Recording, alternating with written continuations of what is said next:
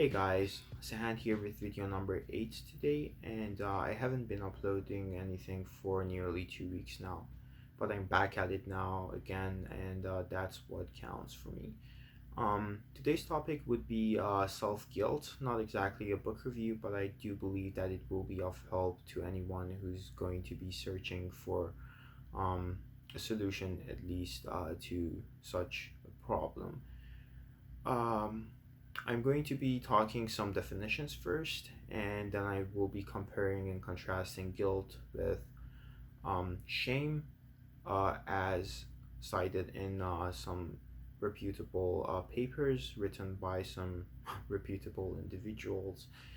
And the reason why is that shame, well, it's closest emotion known to humans to be to guilt, and both of them are pain related feelings, but one of them focuses more on one thing rather than the bigger picture.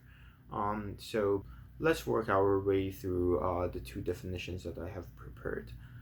Uh, First off, self is an individual person as the object of its own reflective consciousness.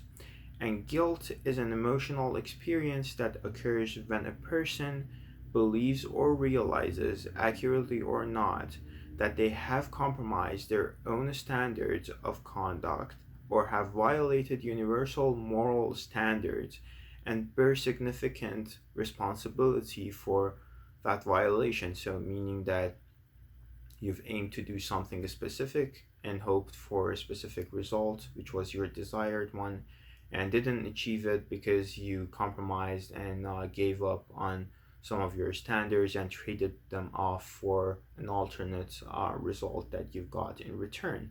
And now you don't feel as satisfied as you would have been with your ideal result, and therefore you feel that kind of a responsibility towards your own self, which is an individual as the object of its own reflective consciousness, and you feel this kind of pain as a result. In continuity with self's definition, the prerequisite to feeling almost anything is to be conscious of our own actions.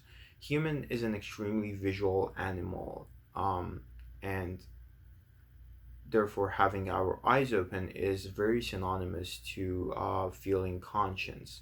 And if we don't have our eyes open, we can feel almost nothing because we cannot, because then our actions cannot get dissected brutally under our own inspection and get divided into smaller bits of useful information that we can then use towards bettering ourselves. So if you're not conscious, then you cannot feel anything, then you should not be worried about feeling guilt or shame or anything at all. During my research, I've encountered this book named Facing Shame, written by Fossum and Mason, and I would like to read a quote to you from it. Quote, while guilt is a painful feeling of regret and responsibility for one's actions, shame is a painful feeling about oneself as a person. In other words, guilt, in contrast to shame, involves an appraisal of particular traits or behaviors and not an evaluation of the self as a whole.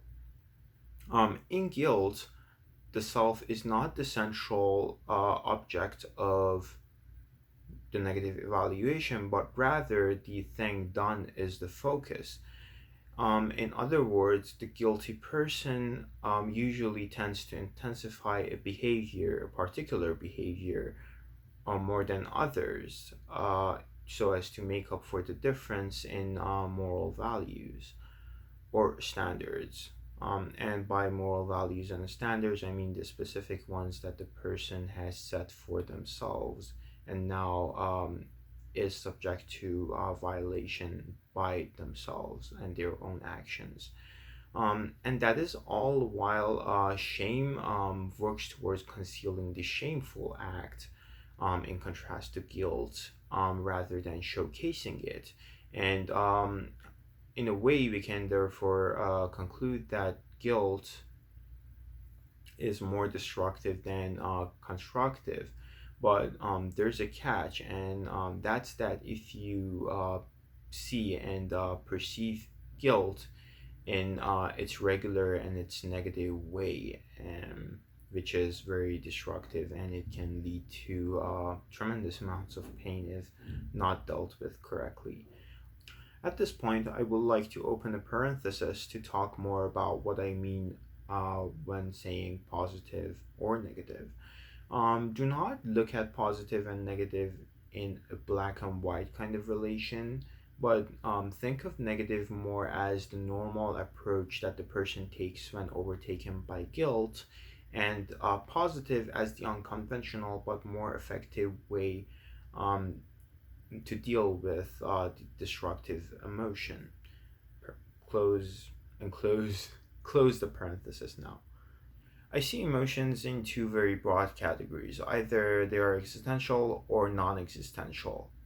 Existential emotions are the ones that are more related to the anxiety, depression, lack of motivation or energy, and etc., that have been stemming from the notion that life is inherently pointless due to the limitations and boundaries, and that all of us must die eventually, someday, somehow, in some grotesque way. However, the non existential feelings are the more normal set emotions, such as happiness, sadness, anger, love, hate, and etc. Why did I just slap you with these two categories of emotions? I just wanted you to know that during the history of human beings, we tended to gravitate towards non existential emotions rather than existential. And as our awareness of our surroundings is increasing, and as we are educating ourselves with the information that we did not have access to in the past, and because humans are the most complex mammals or beings in the universe, or on Earth, I would like to think on Earth we are the most sophisticated. And because we are not binary, then there are too many possibilities between 0 and 1, and self guilt is one of them.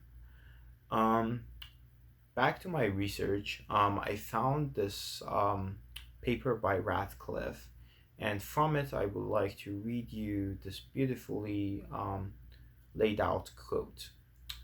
In his paper, he says, quote, when one feels that one has become guilty due to some deed, the recognition that things could have been otherwise remains, and a sense of contingency thus attaches to the guilt.